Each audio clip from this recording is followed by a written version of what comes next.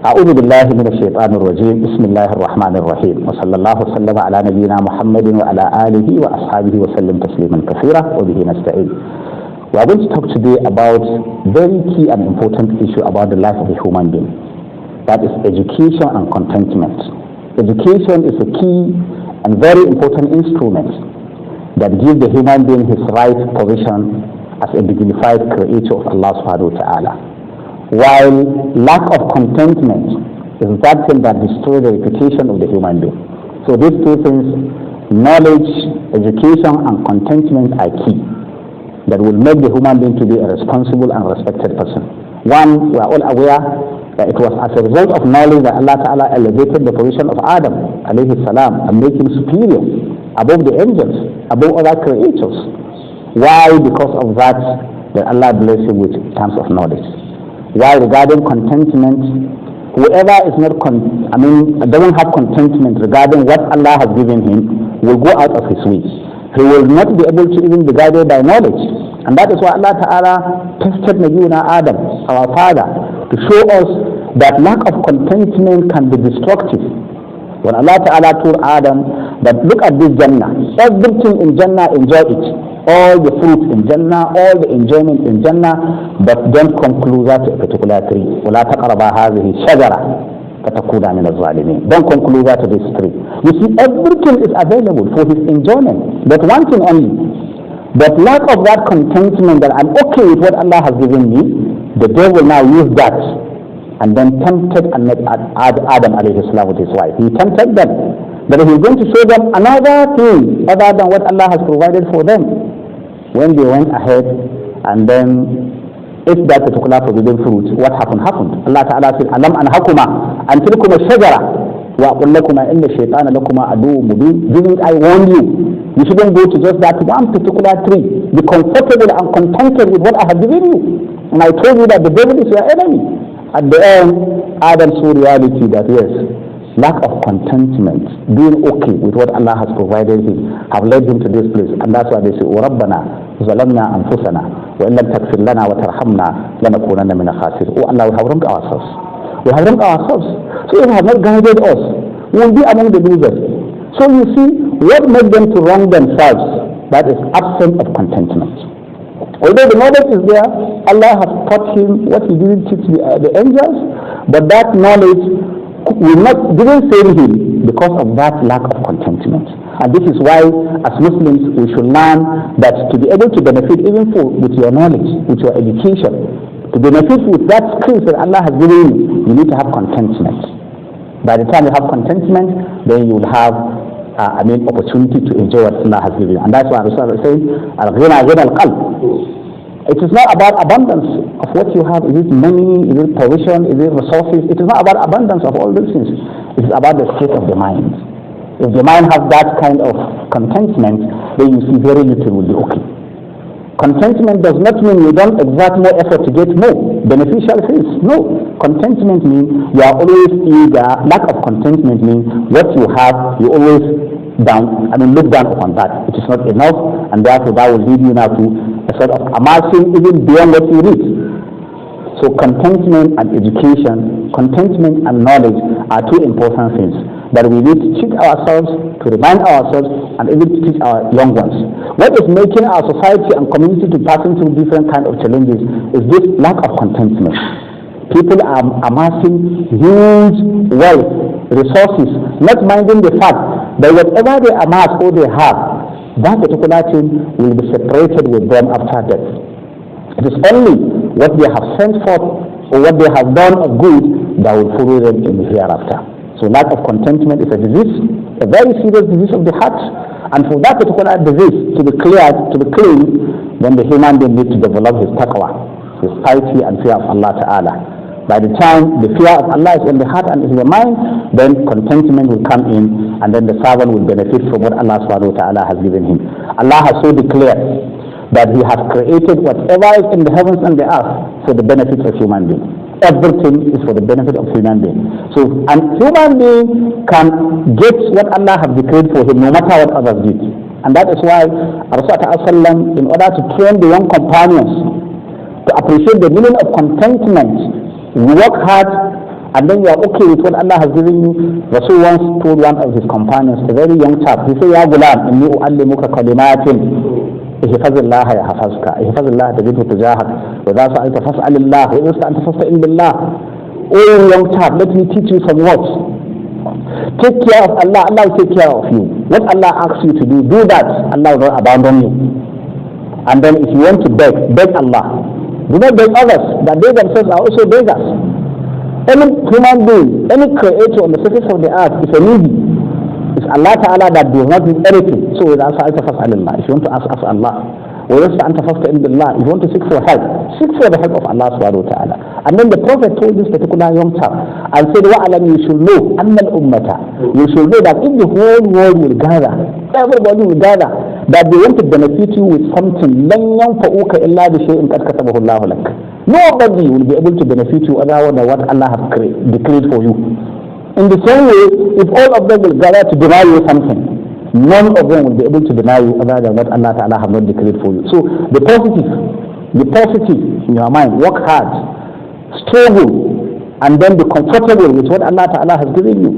Don't go and become a beggar somewhere. Don't go and be disgracing yourself. Don't go and then forgetting what Allah Ta'ala has done to you. So coming back to knowledge, if Allah endows you with knowledge, Allah bless you with education, He has given you everything. Everything. So what are you looking at?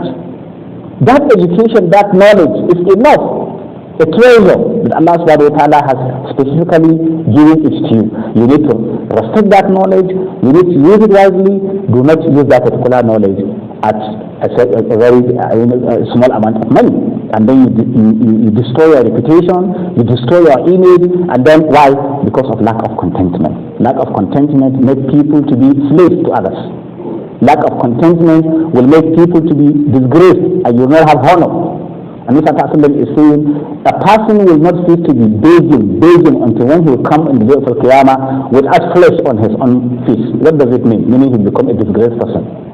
And this always guide us and teach us that we should learn how to be comfortable and contented with what Allah Ta'ala has given us.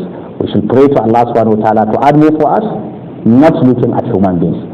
And then we should also thank Allah for what He has given us, not always looking for, not recognizing what Allah has given us. And that is why, if you see, one of the beauties of Islam, the first word that came in the glorious Quran is Alhamdulillah. Alhamdulillah. You praise Allah, you thank Allah. A Muslim is someone that is always praising Allah, always thanking Allah Subhanahu wa Ta'ala. And the Prophet told us that not only Allah, you thank human beings, you appreciate human beings. La yashkurullah man la yashkurun nas. Appreciate what human beings have done to you. They don't expect that they must do everything for you. You are not okay. Someone has helped you. You are not comfortable. You are not contented. Someone has shown you something. You are always eager with the zeal to get more, to grasp more, to do these things. This is not the sign of a believer. This is not the sign of a believer. A believer is always trying to be comfortable with what Allah Ta'ala has given him. Being comfortable with what Allah has given you does not mean you don't work hard. No. It means you still work hard. You exert the best of effort you can, but you are comfortable with Allah subhanahu. And that's why when our scholars are explaining tawakkul, reliance on Allah Ta'ala, what does reliance of Allah mean at tawakkul? They say at tawakkul is amal al-qalb. Reliance of Allah is not a physical activity, it is the state of the mind. The joints will be working. You are going to farm, you are going to industries, but your mind is telling you that nothing will come to you other than what Allah has decreed for you. This is the state. You are working, you are making effort, but your mind is telling you that your effort is not enough. There is a being, Allah Ta'ala, who provides for you. So this is tawakkul. But by the time you sit down, you don't make any effort, you say, I rely on Allah. No, you are becoming a liability to others.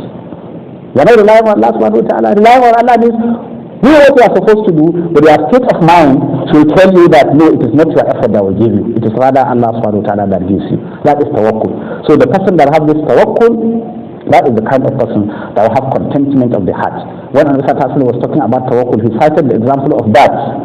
He said a bird will wake up in the morning in its own nest without anything. Before the evening, it will come back free. What did it do? It will wake up in the morning and start moving to go and look for what to eat. And before it comes back, it has gotten what it needs. So contentment is very important to our life and also is relevant to our success in this dunya. And it helps the person that Allah endowed with knowledge to enjoy the knowledge itself. If you have contentment, you will enjoy the knowledge, you will enjoy the education, because you will not see anybody that will, that will entice you to become a slave to that kind of person. And that is why scholars at all times in history are people that are after the truth. They are honest, they are upright, and they are people that are comfortable and contented with what Allah Ta'ala. There is a book, Ta'allim Muta'allim. This book that usually at the beginning of our studies is part of the introductory book we learn, where the issue of learning how a student should be. He should be someone who is contented, not someone who is always there looking for, where to disgrace himself because of money or because of certain things in life. So this is my little nasiha to you and to myself. Contentment and education, these are key and very important things that will make the human being to be a respected and honorable human being. Education without contentment will be a problem. The claim of contentment without education is another problem, because you may end up to say that you are trying to train yourself of contentment. If you don't know the opposite of contentment, then you will end up to be a lazy person, and then you think, because they say that you should be contented with what you have, so you don't make any effort, and then you sit down, you fold your hand, you are okay with it. But that is not what we are saying. Contentment, work hard, do the best you can do, but your mind should be comfortable with the outcome. And that is why Nabi Sallallahu Alaihi Wasallam explaining, he said, "Ajaban li amri mu'min, inna amrahu kullahu lahu khair. In asabahu sarra'u shakara fakana khairan lah. When asabahu dharra'u sabara fakana khairan lah." The idea of a believer is marvelous, it's wonderful. You appreciate a believer. A believer is someone that is comfortable with the state he finds himself. In asabahu sarra'u shakara fakana khairan lah. If his efforts bring something good that makes him happy, he will thank Allah. He will not boast. He will thank Allah.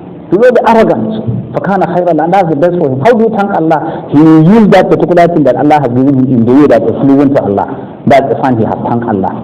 When أَصَابَهُ ضَرَّاءُ, if on the opposite, contrary to good things happen to him, maybe disappointment, maybe in the process of, he has some challenges in life, sabara, he will refer the affair to Allah. Patience, perseverance. And patience and perseverance, again, you need to know it. It doesn't mean you fold your hand and sit down and don't do anything. Patience and perseverance means you continue to do the right thing without being distracted. By the time you have this, so if any calamity or this thing, a believer can't just hear a believer say, "Oh God, why me? Why me? Why not you? Who are you? Are you the creator of Allah Ta'ala?" So a believer will say, "Yes, this is what Allah has decreed. الَّذِينَ إِذَا أَصَابَهُمْ مُصِيبَةٌ قَالُوا إِنَّا لِلَّهِ وَإِنَّا إِلَيْهِ رَاجِعُونَ." Allah says, أُولَٰئِكَ عَلَيْهِمْ صَلَوَاتٌ مِّن رَّبِّهِمْ وَرَحْمَةٌ. They are the people as believers. If a calamity, if a trouble, if a challenge, if anything happens to them, they say, "Inna lillahi wa inna ilayhi raji'un." We belong to Allah and to Him is our return. Ulaika alayhim salawatu min rabbihim wa rahmah. So what we are saying here is that a true believer is a hard-working believer. A true believer work hard, rely on Allah, do his best. And that is what Mr. Sallallahu in the other place when he was saying, he said, "Ihris ala ma yanfa'uk." Put effort to do whatever will benefit you. Don't sit down and become lazy. Put effort. If in the process of putting your effort you have disappointment, say, "Qaddar Allah wa ma sha'a fa'al." This is what Allah has decreed. And Allah decides whatever He wants to do. But I have done my best. I will continue to do my best. You don't sit down and fold your hand and say, "This is what Allah has decreed, so I won't do anything." He said, "No. Continue to do your best. But if anything happens, don't be distracted. Don't feel defeated. Don't sit down. Continue to do. Say, this is what Allah has decreed. So let me try it again." Most of inventions in the world happened as a result of various trials. You try, you fail, you try, you fail, you try, you fail, you continue. Because you are human beings. So by the time you feel defeated, then I can't do anything, then nothing will happen. So this is what Rasul is saying. Continue to do what you are doing, but then your state of mind should tell you Allah is the determinant who will make it work or will not make it work. But you have your own, you do your best. So it is with this, your knowledge will be beneficial, and then also the state of your mind will be beneficial. You are contented, you are comfortable with Allah, you are contented, you are comfortable with Allah Ta'ala has given you. And at the end, you also understand what Allah Ta'ala expects from you. So I pray Allah Ta'ala bless me with contentment, and bless all of us with contentment, and also bless us with useful knowledge. By the time we have education, we have that knowledge, and then we are comfortable and contented with what Allah has given us, then inshallah success will be on our way. Inshallah with these few words I will say Assalamu alaikum wa rahmatullahi wa barakatuh.